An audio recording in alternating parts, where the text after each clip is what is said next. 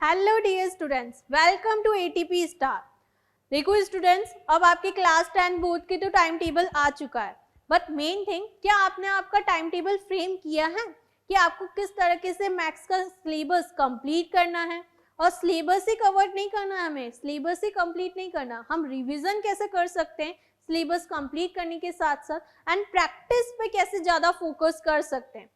Okay, तो ये आपके लिए जो स्ट्रेटेजी है, that means how you can complete the maths in just 15 days. आप 15 डेज में कैसे कंप्लीट कर सकते हैं आपके सिलेबस को along with the revision and the practice.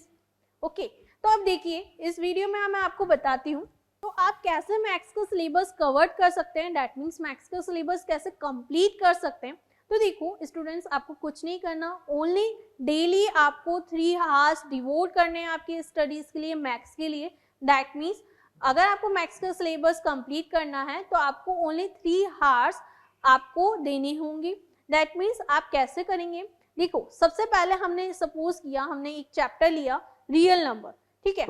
First chapter है आपका सपोज रियल नंबर, तो उसमें आपको क्या करना है, 3 आवर्स कैसे डिवोट करने हैं। सबसे पहले 1 आवर जो 30 मिनट है आपको इस तरीके से डिवोट करने हैं आपके आवर्स को कि आपको फर्स्ट ऑफ ऑल, जैसे कि फंडामेंटल थ्योरम ऑफ अरिथमेटिक है, आपको पहले इस टॉपिक के कॉन्सेप्ट क्लियर करने हैं एंड देन कॉन्सेप्ट क्लियर करके इसी के ही आपको 2 to 3 क्वेश्चंस आपको प्रैक्टिस करने हैं, ठीक है। इससे ये रहेगा कि आपको टॉपिक वाइज आपको क्वेश्चन सॉल्व करने में इजीनेस होगी, आपको टॉपिक वाइज आपको कॉन्सेप्ट क्लियर हो जाएंगे आपके, जब इसी टाइप के आप टॉपिक वाइज क्वेश्चंस अटेम्प्ट करेंगे, ठीक है। उसके बाद आपको क्या करना है,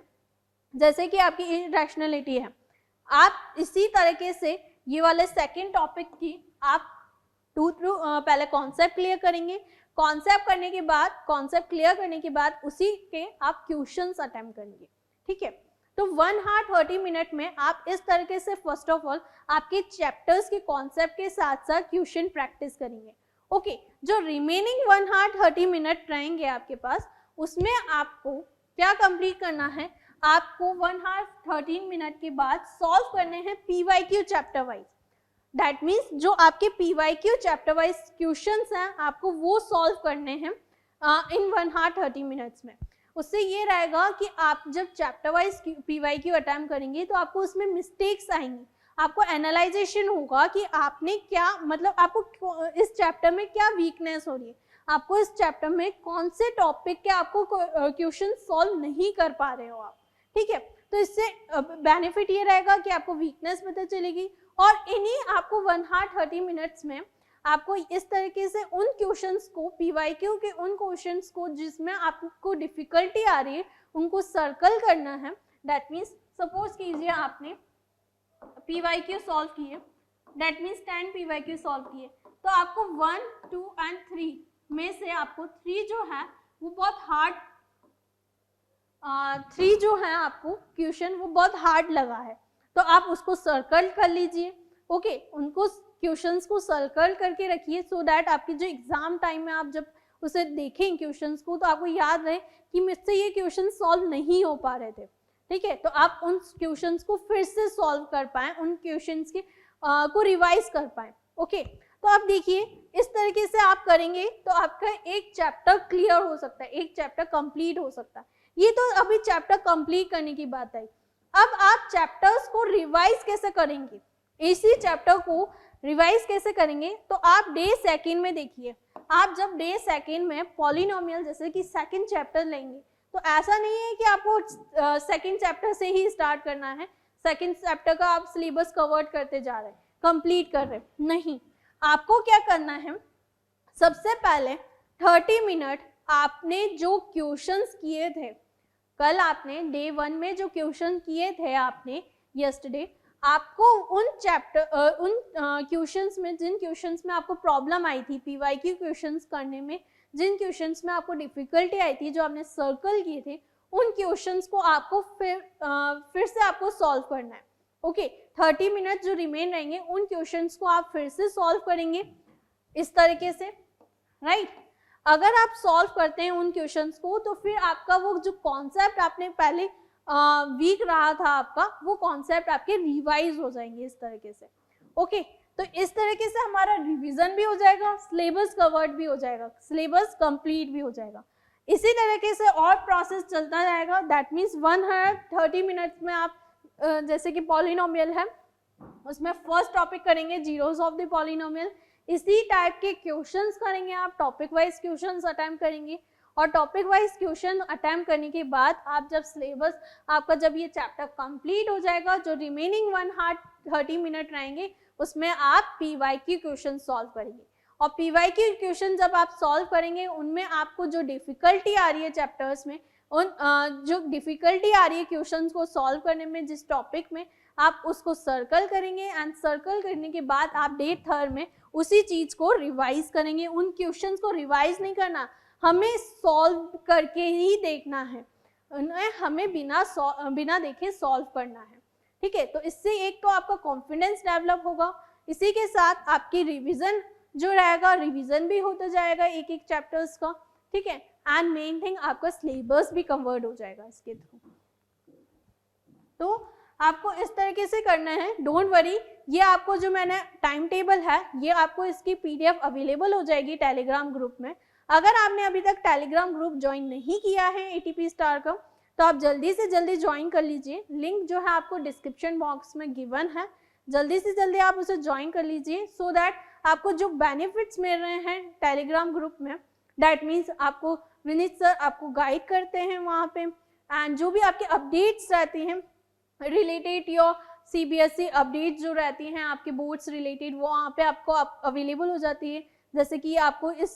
चैप्टर्स की मीन्स PDF है, जो भी आपको प्रॉब्लम्स आ रही है बोर्ड्स रिलेटेड आप वहाँ पे पुटअप कर सकते हैं, डिस्कस कर सकते हैं हमारे साथ। और मेन बात, मैंने ये चैप्टर्स जो यहाँ पे सिलेबस लिया है,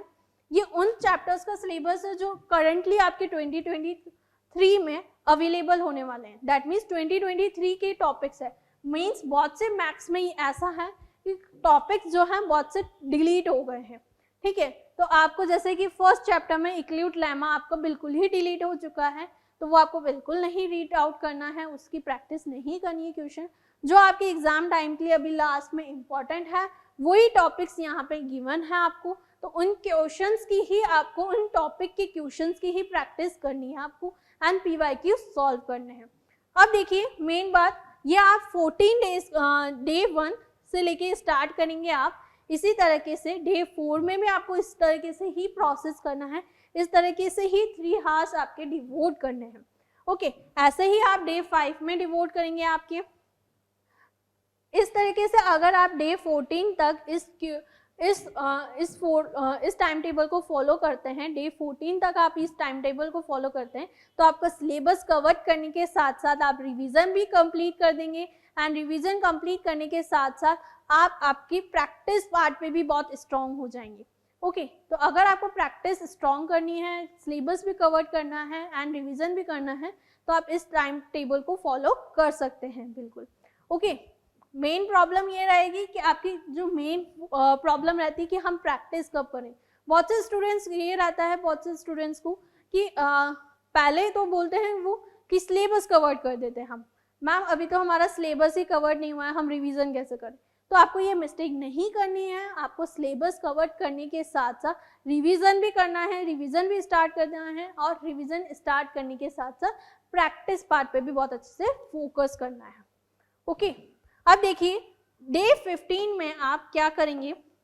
डे 15 में जब आपका सिलेबस कवर्ड हो जाएगा, देन आपको सैम्पल पेपर्स जो हैं आपके वो बहुत ज़रूरी हैं, आपको उससे बहुत अच्छे से सॉल्व करने हैं, ओके। आप जब सैम्पल पेपर सॉल्व करेंगे तो आपका एक कॉन्फिडेंस डेवलप होगा, आपको आपकी मिस्टेक्स याद होगी कि अगर आपको कोई भी सैम्पल पेपर में कोई भी क्वेश्चन सॉल्व नहीं होता तो आपको वहाँ पे पता चलेगा कि ये टॉपिक में से ये वाला क्वेश्चन सॉल्व नहीं हो रहा है, तो आप उसे जल्दी से रिवाइज कर पाएंगे टॉपिक वाइज, ओके। तो इस तरीके से आप टाइम टेबल को फॉलो करो अच्छे से। और अगर आपने को इस कॉन्सेप्ट कैसे क्लियर करने हैं, तो अगर आपने अभी तक संजीवनी बैच ज्वाइन नहीं किया है तो संजीवनी बैच में बिल्कुल मैंने इसी तरीके से आपको क्वेश्चंस को सॉल्व किए हुए हैं, मीन्स कॉन्सेप्ट पहले क्लियर किए हैं, आपके पहले कॉन्सेप्ट क्लियर हो जाएंगे उसके थ्रू, एंड अनदर थिंग, उसमें ही आपको क्वेश्चंस भी हैं, प्रॉब्लम सॉल्विंग भी हैं, क्वेश्चंस भी, तो आप ज़्यादा से ज़्यादा क्वेश्चन प्रैक्टिस भी कर पाएंगे। एंड उसमें ही आपको डीपीपीज भी गिवन है, सो आप क्वेश्चन वहाँ से प्रैक्टिस कर सकते हैं डीपीपी के थ्रू। ओके, सो इस तरीके से टाइम टेबल को फॉलो कीजिए, definitely you can score good marks. Okay, okay, so all the best student, thank you.